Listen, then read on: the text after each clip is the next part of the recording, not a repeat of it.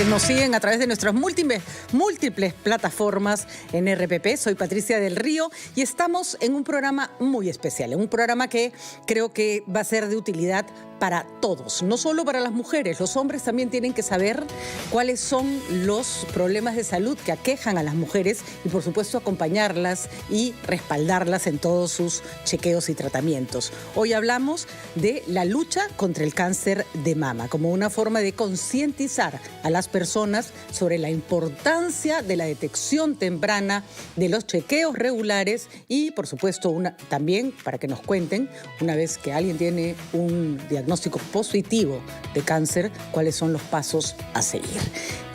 Estamos en RPP, confianza y credibilidad por todos los medios. Recuerden que nos escuchan también por la radio en vivo, estamos en la aplicación Audio Player en tu teléfono y nos puedes seguir a través de YouTube.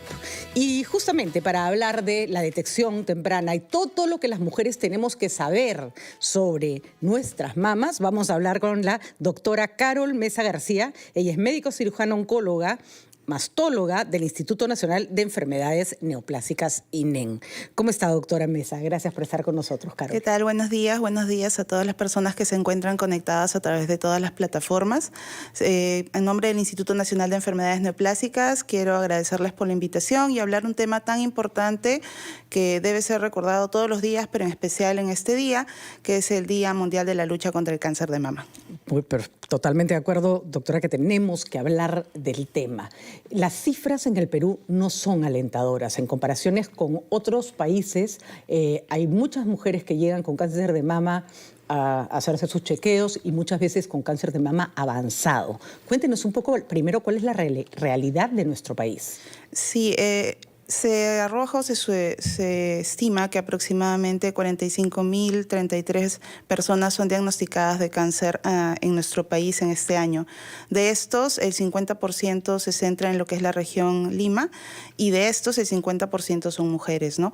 Los reportes tanto del Observatorio Global de Cáncer como del Ministerio de Salud nos informan que 1 de cada 21 mujeres son diagnosticadas de cáncer de mama al día y 5 fallecen por esta patología, ¿no? Entonces es sumamente importante concientizar a la población de la importancia que tiene la detección temprana y acudir sobre todo, ¿no?, a los establecimientos de salud tanto de primer nivel para el diagnóstico temprano, ¿no? ¿Estamos hablando de la causa mayor de muerte en mujeres, digamos, por cáncer? ¿Es el cáncer que más nos mata? En las mujeres sí, ¿no? Junto con el cáncer de cuello uterino son las 2 patologías más frecuentes oncológicas en las mujeres.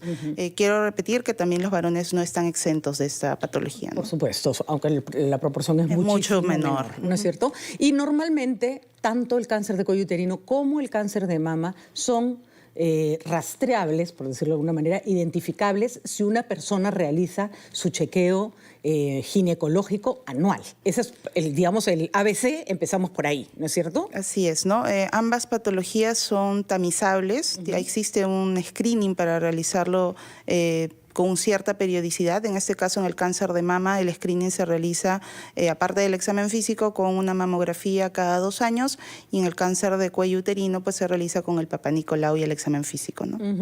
Ahora, ¿qué porcentaje de mujeres acuden a sus chequeos? O sea, no sé si hay data suficiente, pero en su experiencia, cuando le llega a alguien que ya tiene un cáncer, por ejemplo, y le pregunta, ¿ha ido usted a hacerse sus chequeos? ¿Qué le contestan? Me imagino que la mayoría se lo salta. Sí, la mayoría de pacientes normalmente acude a un chequeo o acude al especialista cuando nota algún cambio o tiene alguna molestia, ¿no? Se dice que aproximadamente el 15.1% de las mujeres en nuestro país realiza algún tipo de mamografía, ¿no? O se realiza el autoexamen, que si bien es cierto, en nuestra población peruana se realiza en un 30-50%, es una herramienta útil para diagnosticar lesiones que son palpables, ¿no? Las lesiones que no son palpables tienen que ser evaluadas con un estudio complementario, en este caso la mamografía, ¿no? ¿Cómo debe empezar la vida, digamos, la relación ginecológica de una mujer en su vida? ¿A partir de qué edad debería empezar a ir? Y con el tiempo, ¿qué tipo de exámenes debe pedir? Ya, si hablamos del aspecto ginecológico, bueno, las mujeres en etapa escolar reciben una vacunación, ¿no? Que es la vacuna del VPH, en este caso para evitar la infección por cepas severas del virus del papiloma humano y reducir así la probabilidad de que desarrollen un cáncer de cuello uterino. Hay que decirlo, doctora, la VPH se puede transmitir con muchísima facilidad y todas las mujeres y los hombres también niños están expuestos, también. Ajá, ¿no? a este problema. O sea que ningún padre debería decir no quiero, claro, ¿no? Exacto. Lo ideal es que esta campaña que se realiza de vacunación en este grupo etario se efectivice en un 100%, que es lo ideal. Ha sido un avance enorme para la ciencia conseguir una vacuna contra el cáncer de cuello uterino. Contra el cáncer de mama todavía no tenemos. No tenemos una vacuna que prevenga el desarrollo de alguna lesión maligna en la mama. Ahora, en lo que respecta al control posterior de las mujeres en el aspecto de las mamas, porque como usted bien lo ha mencionado, casi siempre ellas acuden primero al ginecólogo antes que un especialista oncológico o un mastólogo, ¿no? Entonces, normalmente los tamizajes o los screenings se realizan en mujeres mayores de 40 años, pero puede ser que una mujer más joven también pueda desarrollar una lesión tanto benigna o buena o maligna en las mamas.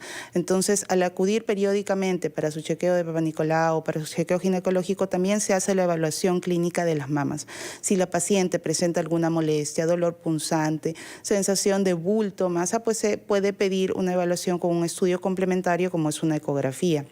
De acuerdo a los hallazgos que yo tenga en la ecografía, si esa lesión o se identifica una lesión que tiene sospecha, se puede pedir complementariamente una mamografía para ver la extensión o las características de la lesión en conjunto y realizar una biopsia, que es el estudio citológico o histológico confirmatorio de la lesión, ¿no? Claro, a la biopsia se llega cuando ya hay bastante evidencia, ¿no es cierto? Ya encontraron algo y hay que ver si es bueno, malo, qué características tiene. Ahora, efectivamente es el ginecólogo el que te deriva, ¿no es cierto? Exacto. Donde el oncólogo, para chequear que lo que ha encontrado, lo que ha visto, sea correctamente analizado. Aquí es donde empiezan los problemas, porque en nuestro país la cantidad de, por ejemplo, mamógrafos, oncólogos, personas capaces de hacer esos exámenes a nivel nacional no abundan y no están además repartidos equitativamente, por decirlo así, ¿no es cierto? Sí, bueno, en nuestro país existe aproximadamente 62 mamógrafos que son del MINSA, 64 que son de salud, ¿no? Ha habido un avance muy grande desde el año 2023 al 2024 en lo que respecta a números de mamografías, incluso se han quintuplicado el número, porque se adquirieron ya más mamógrafos en ese periodo, ¿no? 23 en el 2023, 2 se adquirieron en el 2024 y ahora en el 2025 se están tramitando ya 7 mamógrafos más. Esto permite una mayor captación de pacientes y detección de lesiones sospechosas en estadios tempranos. Ahora, en lo que respecta a los especialistas, es cierto, hay un poco de centralización todavía en lo que son los especialistas en el tratamiento del cáncer, pero ya se han creado grandes unidades en diferentes partes de nuestro país, ¿no? Que son centros de acoplo también, de referencia también para el tratamiento del cáncer y que están permitiendo también captar más pacientes y tratarlos de acuerdo al nivel de complejidad que ellos tienen, ¿no? Si no está dentro de la capacidad resolutiva, se deriva a una institución de mayor complejidad para su resolución, ¿no? Claro, pero por lo pronto pueden empezar en los primeros momentos para detectar. Vamos a hacer una brevísima pausa y vamos a seguir conversando con la doctora Carol Mesa García, médico cirujano oncólogo mastóloga del INEN. Y con ella vamos a hablar cuáles son los factores de riesgo, qué pasa cuando ha habido cáncer de mama en la familia y todos esos detalles que tenemos que tener en cuenta. Ya volvemos.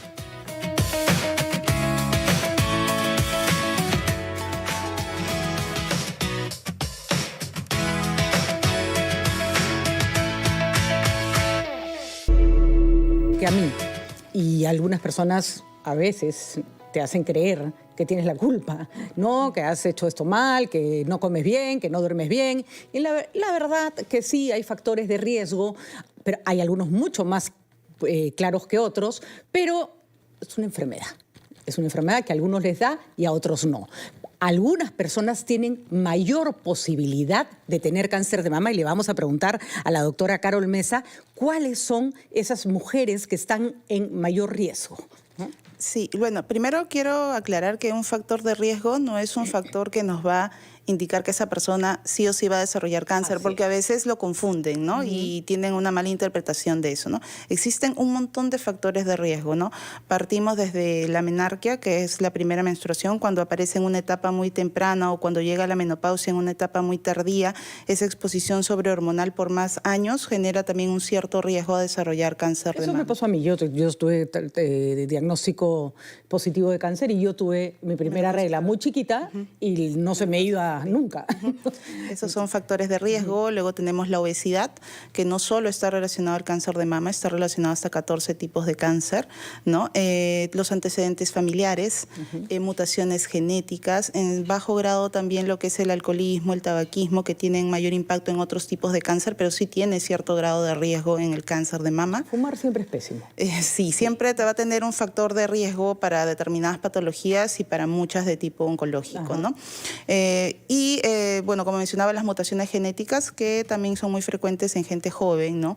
Y que ha hecho que también las lesiones malignas sean detectadas en gente o población más joven de lo habitual, ¿no? Como eran años anteriores. ¿Por qué se da una mutación genética? ¿Hay alguna explicación? No, nosotros traemos una carga genética de nacimiento. Se estima que el 80% de los casos que motiven el desarrollo de un cáncer son por factores externos y el 20% por una mutación genética puntual que tengamos nosotros. Entonces eso lo traemos nosotros, ya sea de una forma hereditaria, de una forma esporádica o adquirida en el tiempo, ¿no? La mutación. Y eso predispone a desarrollar ciertas patologías determinando relacionado con algún tipo específico de gen, ¿no? En este caso, en el cáncer de mama, existen una gran cantidad de genes que están asociados, algunos que tienen más penetrancia, o sea, mayor capacidad o probabilidad de desarrollar cáncer, otros que tienen moderada y otros que tienen baja, ¿no? Quizás lo que más conocemos, ¿no? Por el ámbito social es las mutaciones de gen BRCA1, BRCA2, PALB2, PTEN, ¿no? Que son mutaciones que tienen cierto grado de riesgo de desarrollo de cáncer de mama y sobre todo en poblaciones jóvenes, ¿no? Abuela con cáncer, mamá con cáncer, hija tiene altas probabilidades de tener cáncer. Tiene una alta carga familiar, ¿no? Debería tener una evaluación por genética y tener un estudio de un panel genético también asociado al tipo de cáncer que tengan, ¿no? Casi siempre, por ejemplo, los cánceres de mama tipo triple negativo están asociados hasta en un 20% a mutaciones genéticas de tipo BRCA1 o BRCA2, ¿no? Cuéntenos qué es un cáncer triple negativo, por favor. Bueno, un cáncer de mama, nosotros cuando tenemos el cáncer de mama lo clasificamos de acuerdo al tipo inmunohistoquímico. Tenemos 4 tipos, los que se estimulan por hormonas, que son los luminales A, luminal B, los que tienen una sobreexpresión de una proteína especial que es SERB2, que son los HER2 puro, y los triple negativos, que no expresan ningún tipo de receptor, ni de estrógeno, ni de progesterona, ni esta proteína SERB2. Entonces, dentro de este grupo de cáncer de mama triple negativo, quizás es el grupo más agresivo a nivel de todo el grupo de cáncer. El más difícil de tratar, ¿no? Es más agresivo, más difícil de tratar, está asociado a mutaciones genéticas y requiere un control también, casi como todos, estricto, pero sí es uno de los más agresivos dentro de los 4, ¿no? Ahora, si me hago un examen genético y sale que tengo esta mutación o este factor que hace más posible que tenga cáncer de mama, ¿debería hacer algo al respecto? Claro, sí. Nosotros no tenemos diagnóstico de cáncer, pero tenemos un árbol genealógico con familiares de primera línea que tienen cáncer y me hago un paneo genético y ahí encuentro la mutación del gen. Entonces, este grupo de pacientes, dependiendo del tipo de gen mutado, si es el BRCA1, tiene una probabilidad hasta un 50-70% de desarrollar cáncer en el futuro. Eso es altísimo. Y un BRCA2 de hasta un 30-40%. Entonces, existen medidas de acuerdo a las guías internacionales, ¿no? El paciente puede optar por una mastectomía reductora de riesgo bilateral en la que se retiran ambos tejidos mamarios con la posibilidad de evitar así la enfermedad, el desarrollo de la enfermedad futura. Uno se quita las mamas. Como hizo Angelina Jolie, ¿no? Es una mastectomía profiláctica. Que esa, por cierto, es una decisión que dura, pero es absolutamente respetable, ¿no es cierto? Y además existen técnicas de reconstrucción, colocaciones de prótesis, ¿no? Que obviamente van a permitir preservar el aspecto estético y reducir el impacto psicológico que esto tiene en las pacientes, ¿no? Además de eso, como también esas mutaciones están asociadas a desarrollo de otros tipos de cáncer, como por ejemplo en los ovarios, también se puede sugerir, de acuerdo a la condición y decisión de la paciente, retirarse los ovarios, ¿no? Si fuese necesario. Ahora, el paciente puede decidir también no hacerse la cirugía reductora de riesgo y quedar en controles más estrictos cada 6 meses con resonancia magnética para que si en el transcurso del tiempo desarrollase alguna de esas lesiones, se identifique en un estadio temprano y poderle dar el tratamiento correcto. Quien decida no hacerse la mastectomía radical lo que va a tener es que estar muy bien chequeada, ¿no es cierto? Ahora, algunos otros aspectos que me parecen importantes. La edad es un elemento que hay que tener en cuenta, es decir, mujeres mayores de 40 y mujeres que ya están en la menopausia tienen riesgos más altos, ¿no es cierto? Sí, normalmente la edad está relacionada al desarrollo mayor de cáncer, ¿no? Por eso que el tamizaje empieza a partir de los 40, ¿no? Que bordea la edad en promedio en la que las personas o las mujeres llegan a la menopausia. Sí, es cierto, la edad es un factor de riesgo. No sé si esto cambia con el tiempo, porque estamos viendo que hay un incremento en mujeres jóvenes, quizás asociado a mutaciones, como mencionaba, pero sí la edad es un factor de riesgo también. Y usted habla, doctora, de los cánceres que están asociados a temas hormonales, los luminales, ¿no es cierto? Si una mujer ha recibido o ha tomado anticonceptivos, por ejemplo, o ha recibido un tratamiento hormonal para salir embarazada, ¿tiene más riesgo? En los estudios se ha corroborado que el uso de anticonceptivos hormonales por vía oral, ¿no? Por más de 5, 8 años, 10 años, de acuerdo a los estudios, sí le otorga cierto riesgo a desarrollar una patología maligna de la mama, ¿no? Estamos hablando de los anticonceptivos orales. Lo que es la píldora del día siguiente no hay ningún estudio que nos diga, ¿no?, que tiene algún efecto. Recuerden que tiene una indicación específica, no se supone que no tiene un uso continuo como los orales, entonces sería interesante también evaluar el efecto que tiene este tratamiento, ¿no? Pero sí tiene cierto riesgo, sí le otorga cierto riesgo la exposición prolongada, ¿no? Recuerden que si la mujer está tomando anticonceptivos por 3 años y sale gestando e interrumpe el tratamiento, se reduce todo el riesgo que tenía, ¿no? Entonces, una visita al ginecólogo al año, a partir de los 40, la mamografía, de todas maneras, antes de los 40, si uno tiene historia familiar, ¿no es cierto?, hacerse el tamizaje para ver si tiene alguna carga genética, y si no, no se hace mamografía, sino se hace ecografía normalmente. Si tiene alguna molestia, se hace una ecografía, ¿no? Recuerden que hay lesiones benignas en las mujeres jóvenes como quistes o fibroadenomas, que también son lesiones que pueden ser palpables y que no necesariamente son malos o se van a transformar en algo malo, ¿no? Un ginecólogo está... O sea, normalmente uno va al ginecólogo y se hace el Papanicolau, pero el ginecólogo también está obligado a hacer un examen de mamas de la paciente. Normalmente realiza el examen físico, es el primero que va a identificar alguna lesión en la mama, ¿no?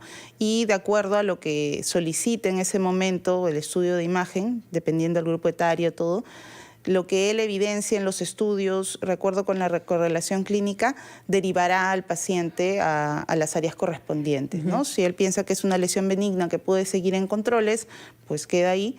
Pero si él encuentra o tiene hallazgos imagenológicos sugestivos de alguna lesión maligna, pues tiene que derivarlo a un especialista, un cirujano oncólogo o un mastólogo. Ahora, la información ha estado clarísima, doctora, se le agradecemos muchísimo, pero sí me gustaría, porque ya vamos a ir cerrando la entrevista, que también le digamos a las personas, no hay razón para morirse de un cáncer de mama, ¿no es cierto? Eso ha cambiado muchísimo. Sí, es muy importante lo que mencionas. Me quiero dirigir a toda la población en general. Antes nosotros relacionábamos al cáncer con muerte, ¿no?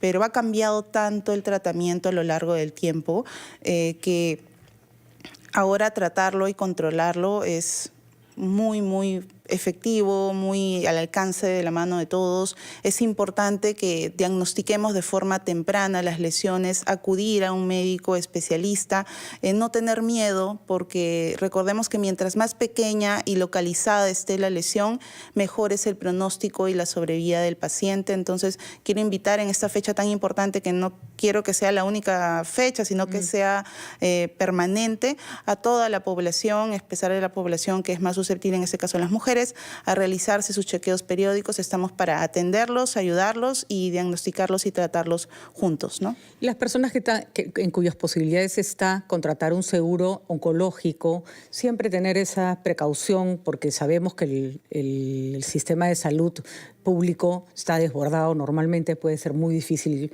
o no muy difícil, pero más difícil el tratamiento. No todos los cánceres los seguros oncológicos son caros, hay algunos que son más asequibles. En fin, cuidarse, ¿no? Yo creo que sí, todos tenemos algún tipo de aseguramiento, ya sea salud, SIS, privado.